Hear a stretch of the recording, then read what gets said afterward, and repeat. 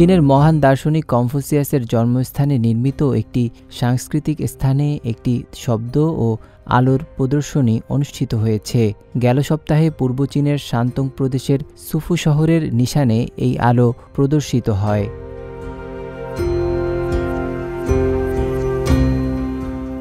All for বেনেভোলেন্স নামে পরিচিত এই শোটিতে গতিশীল চীনা কালি পেইন্টিং এবং শাস্ত্রীয় সঙ্গীতের একটি মাল্টিমিডিয়া লোকজ দেখানো হয়েছে, যা বসন্ত ও শরতের সময়কালের একজন মহান চিন্তাবিদ কনফুসিয়াসের দর্শনকে তুলে ধরেছে।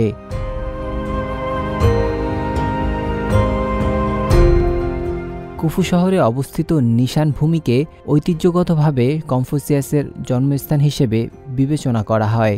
এই সাংস্কৃতিক পর্যটন রিসোর্টটি ৩৫.৭৬ বর্গ কিলোমিটার এলাকা জুড়ে বিস্তৃত।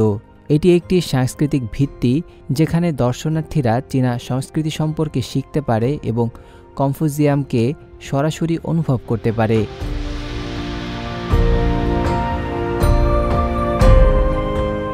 এদিকে কনফুসিয়াস মিউজিয়াম এখন গ্রীষ্মকালীন অবকাশের শীর্ষে রয়েছে, যা সারা দেশের শিক্ষার্থীদের আকর্ষণ করছে।